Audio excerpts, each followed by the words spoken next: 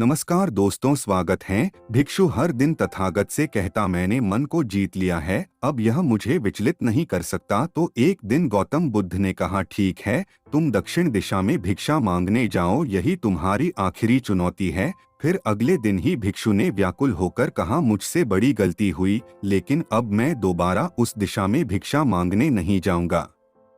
यह कहानी शुरू होती है जब एक बड़े प्रदेश का राजकुमार अपना राजमहल सब कुछ त्याग कर बौद्ध संघ में शामिल हुआ। शुरुआती दिनों में नए भिक्षु ध्यान करना सीखते, इसके साथ साथ गौतम बुद्ध उन्हें भिक्षा मांगने भेजते ताकि भिक्षुओं का अहम कमजोर हो और उनका व्यवहार विनम्र हो जाए। संघ में आने के कुछ समय पश्चात राजकुमार भी भिक्षाटन पर जाने लगा। शुरू शुरू में सब ठीक था, लेकिन कुछ ही दिनों में घटना घटी जिस कारण राजकुमार विचलित हो गया और उसने भिक्षाटन पर जाने से मना कर दिया। भिक्षाटन का नियम था कि भिक्षु केवल 2 घरों में भिक्षा मांगते और नहीं मिलती तो आश्रम वापस आकर जल ग्रहण करते। एक बार राजकुमार भिक्षु नगर में भिक्षा मांगने निकला और दुस्सहयोग से भिक्षा नहीं मिली। शुरू में राजकुमार भिक्षु को निराशा हुई, लेकिन कुछ ही पलों में उसका मन शांत हो गया, जैसे कुछ हुआ ही ना हो। बिना प्रयास के आज भिक्षु बड़ा प्रसन्न था। उसने लौटकर गौतम बुद्ध से कहा, आज मुझे भिक्षा प्राप्त नहीं हुई, लेकिन मेरा मन शांत है। ना किसी विचार ने मुझे परेशान किया। गौतम बुद्ध भिक्षु की सारी भावनाएं समझ रहे थे। तथागत ने कहा, अच्छी बात है, अब तुम कल महल की तरफ भिक्षा मांगने जाना। भिक्षु ने आज्ञा का पालन किया और अगले दिन भिक्षा मांगने निकल गया। कुछ देर बाद जब भिक्षु महल के आगे से गुजरा तो उसे अपना महल याद आ गया कि कैसे वह ऐशो आराम का जीवन जीता था। भिक्षु ने सोचा, महल में खाने को स्वादिष्ट पकवान मिलते और सेवा करने को कई नौकर होते और सभी प्रकार के सुख मिलते। ऐसा सोचते सोचते भिक्षु के मन में इच्छा हुई कि आज बढ़िया भोजन मिल जाए। तभी भिक्षु सचेत हो गया कि यह सब अतीत की स्मृतियां हैं और मैं केवल इन्हें देख रहा हूँ। पुरानी यादों के ताज़ा होने से मन में कुछ इच्छाएं प्रकट हो रही हैं, यह भी मैं केवल देख रहा हूँ। अगर मैं इन शारीरिक इच्छाओं को पूरी करने की लालसा रखूं तो मैं मन की शांत और यह जागृत अवस्था खो दूंगा। भिक्षु ने महसूस किया कि जब जब हम स्वयं को 2 कदम आगे ले जाते हैं, चेतना का स्तर ऊपर उठाते हैं, तब तब मन इस प्रकार के खेल खेलता है। जब हम मन को शांत करने लगते हैं तब मन हमें बेचैन करने की पूरी कोशिश करता है। भिक्षु यह सोचकर बहुत खुश हुआ क्योंकि आज उसने आत्मचिंतन से मन के बारे में गहरी समझ और सूक्ष्म दृष्टि प्राप्त कर ली। भिक्षु ने आश्रम आकर गौतम बुद्ध को सारी बात बताई और कहा, तथागत, आज मुझे आपकी कृपा से सूक्ष्म दृष्टि प्राप्त हुई। मन हमें बार बार इच्छाओं में उलझाना चाहता है। महल को देखकर मुझे भी पुराने सुखों का स्मरण हो आया, लेकिन आज भी विचार मुझे छू नहीं पाए। गौतम बुद्ध ने कहा, अच्छी बात है, कल नगर की दक्षिण दिशा में जाना, वहाँ एक हवेली है, वहाँ मन और विचारों पर उपदेश देकर आना। भिक्षु बहुत खुश हुआ। आज वो जल्दी जल्दी चल रहा था क्योंकि वो उपदेश देने जा रहा था। पर दोस्तों, इस बार की यात्रा भिक्षु पर भारी पड़ने वाली थी। कुछ ही देर में भिक्षु हवेली पहुँचा और भिक्षा के लिए आवाज लगाई। आवाज सुनकर एक सुंदर युवती बाहर आई। भिक्षु ने सोचा कि इस युवती की सुंदरता को देखकर मेरे मन में कोई विचार नहीं आना चाहिए, क्योंकि मेरा यहाँ आने का प्रयोजन तो इसको उपदेश देना है। युवती ने भिक्षु को प्रणाम किया और कहा, आइए पहले भोजन ग्रहण कीजिए। भिक्षु ने भोजन किया, फिर सोचा कि उपदेश देने से पहले थोड़ा आराम कर लेता तो अच्छा होता। भिक्षु यह सब सोच ही रहा था। इसी बीच युवती ने कहा, श्रीमान, आपने अभी अभी अन्न ग्रहण किया है, अब थोड़ा आराम कर लीजिए, फिर उपदेश शुरू करना। यह सुनते ही भिक्षु सतर्क हो गया। जो योजना वह मन में बना रहा था, यह महिला वह सब बिन बताए करती जा रही थी। भिक्षु ने सोचा, यह सब संयोग है, यहाँ लोग भोजन के बाद आराम करते होंगे। फिर भिक्षु आराम करने लेट गया और विचार करने लगा कि महिला कितनी समझदार है और इसकी सुंदरता बेजोड़ है। अगर मैं राजकुमार होता तो ऐसी ही स्त्री के साथ विवाह करता। भिक्षु के मन में ऐसे ही कुछ विचार चल रहे थे। इतने में युवती फिर से आई और बोली, अगर आप राजकुमार होते तो मुझे उपदेश कैसे रते? भिक्षु जी, आप तो मुझे उपदेश देने आए थे ना। युवती का इतना कहते ही भिक्षु को स्पष्ट हो गया कि युवती तो मन पढ़ सकती है।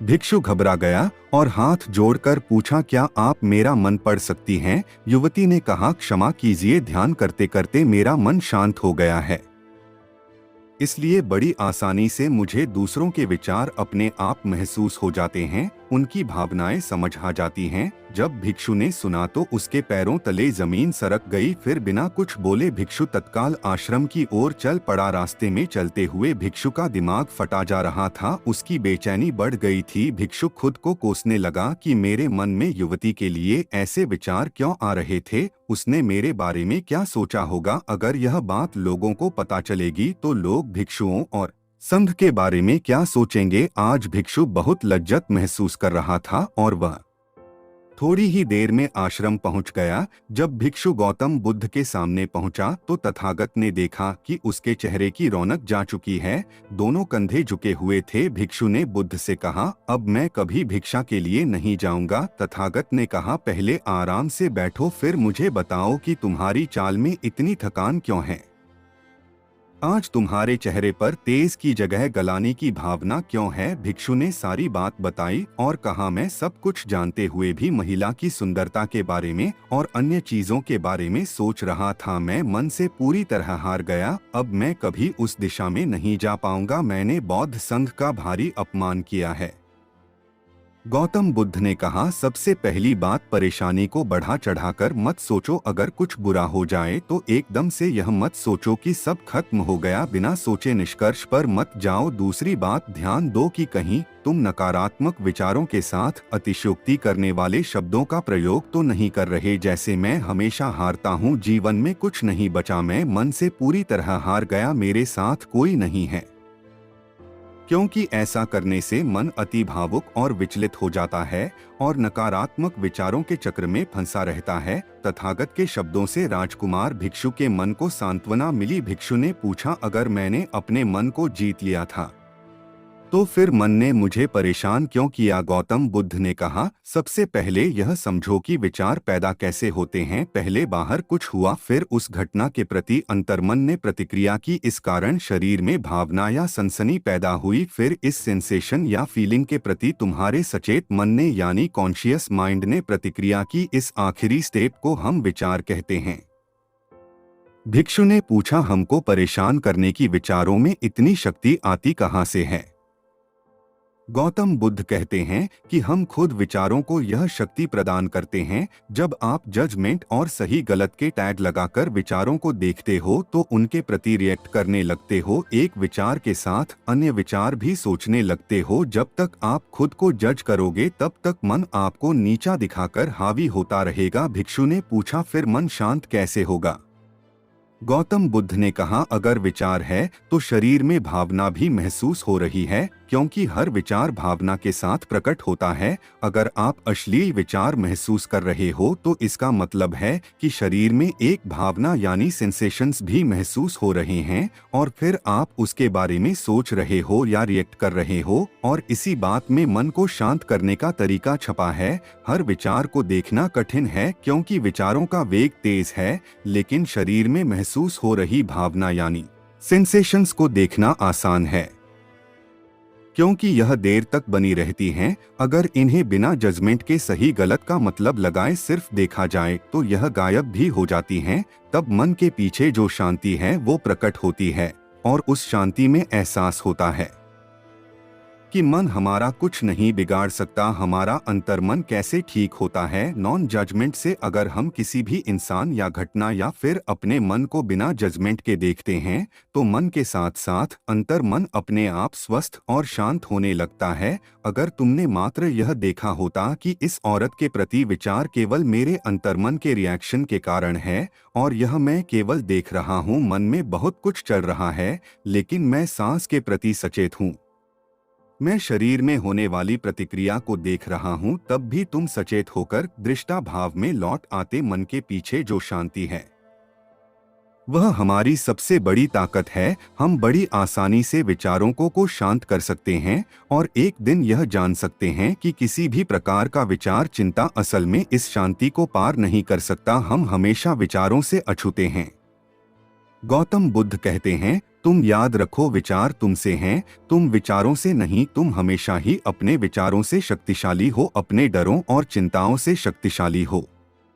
अब तुम अगले 7 दिन युवती के घर भिक्षा मांगने जाओगे और ध्यान रखना अपने विचारों को जज मत करना। अच्छे बुरे विचार केवल तुम्हारा द्वार खटखटाते हैं। तुम केवल इतना याद रखना कि तुम वह शांति हो जिसमें सब प्रकट हो रहा है। अगले दिन भिक्षु पूरे मार्ग जागृत होकर चला। महिला के घर जाने से पहले थोड़ी घबराहट हुई, लेकिन भिक्षु दृष्टा भाव में बना रहा। विचारों को, शरीर में उठ रही भावनाओं को, डरों को, गिल्ट को, सबको बस देखता रहा। जब वापस लौटा तो वह पूरी तरह शांत था।